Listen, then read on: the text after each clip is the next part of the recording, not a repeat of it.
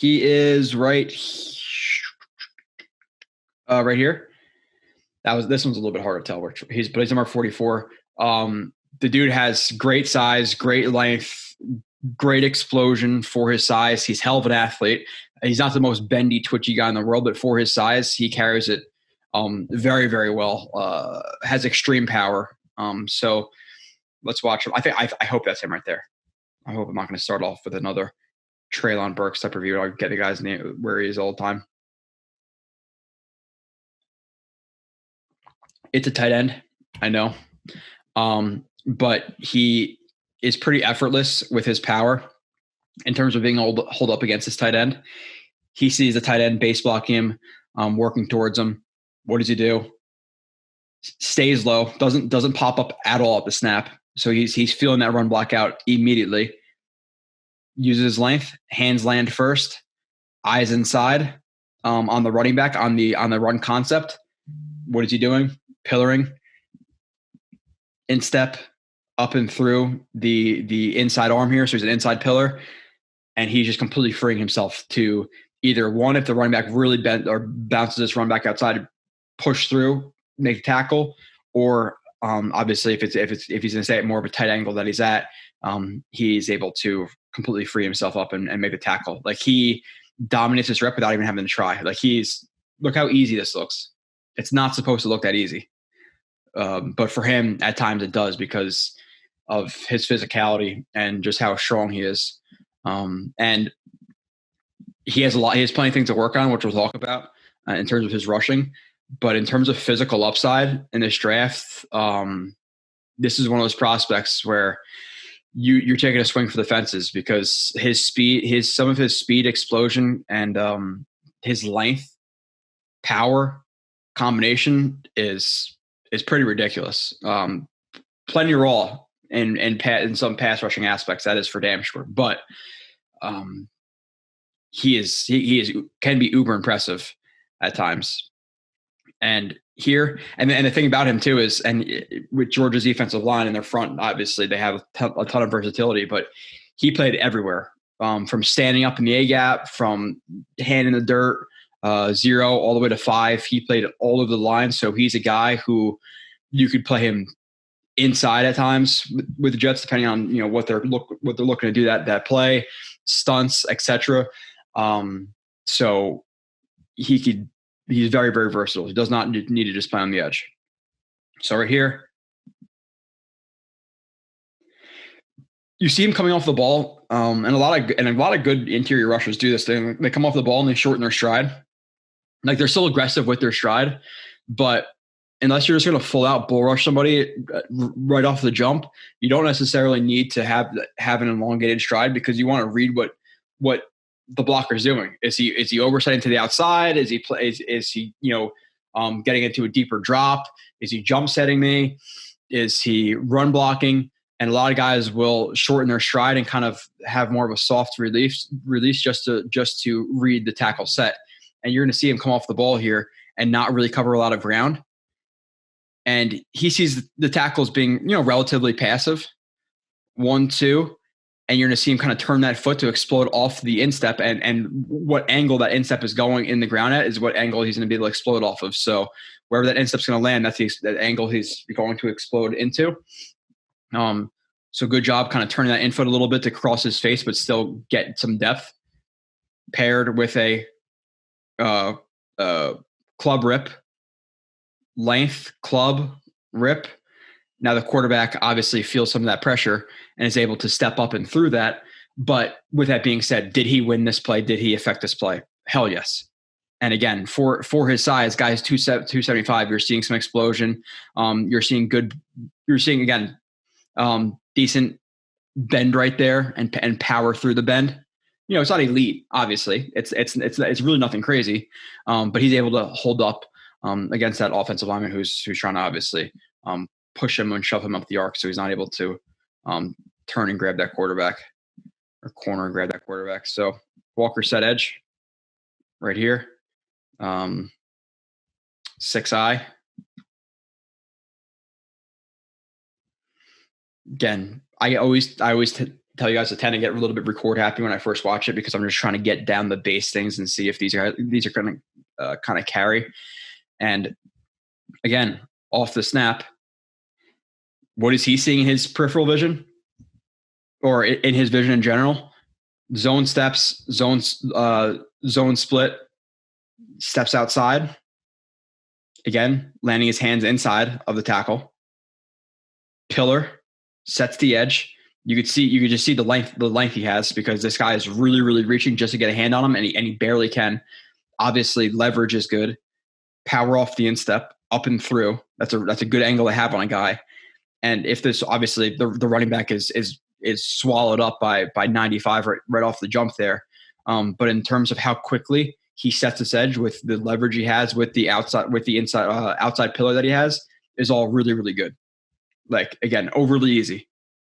Doesn't make the play. I don't care. It's about setting the edge first and foremost. The process, the result. Okay, he runs into the running back runs into him. It's a tackle. That's great. But I care more about him actually stacking right there. Explosion power. 44 here again. 2-point stance, 3-point stance, 4-point stance. Ball of clay. Let's see what he does. Obviously, we're going to note some explosion.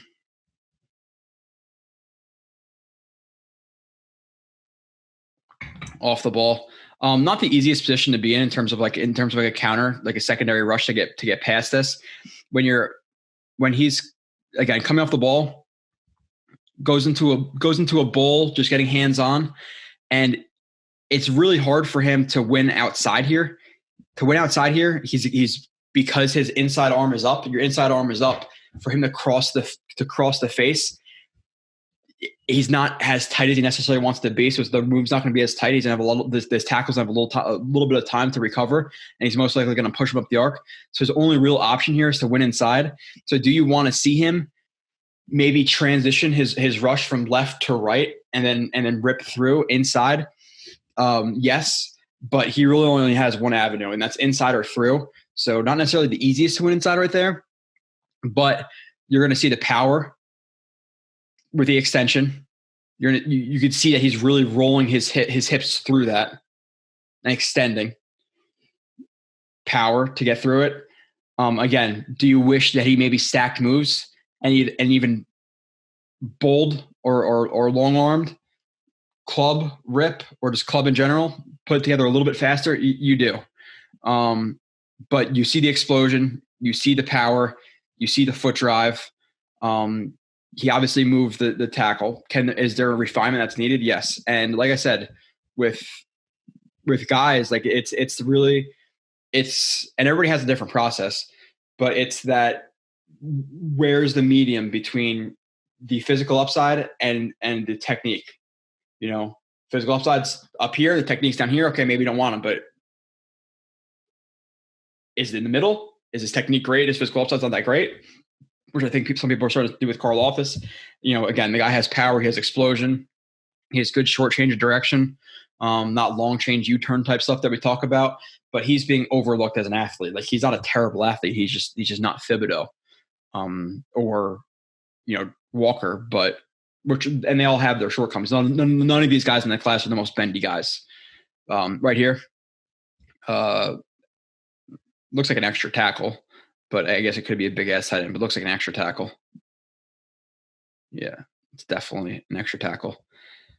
Again, so now we have a bull jerk. Comes off the ball, run action, eyes are in the backfield. Extension, hands inside. Now what does he see?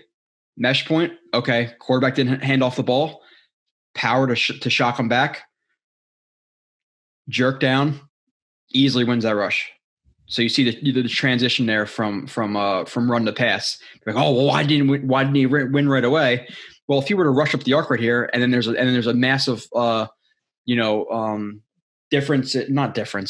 massive kind of gap here through the C gap because he pushed too far outfield, then that's his fault. So he's going to play run to pass. Run to pass. Again, extension, leverage, driving. Obvious power, and then he's not even don't be mature. He's not even jerking with two hands. He's actually one hand and then he's controlling the wrist with the outside hand, and you're going to see him as he pulls down, he's stepping through. So he's licking the hands and the feet right there. It's not sloppy. Linking them, and he's there. Again, the ball is out really, really quickly, but you could see the power here. Like when he wants to turn it on, when he sees that that's a pass, look at how quickly he's able to shock that guy backwards because he starts driving. Understand that he's probably playing 275, 280. You know, he's not 250. He is a big dude. Right here, Fortec. Again, not necessarily completely involved in the play, but we're showing some physical upside here.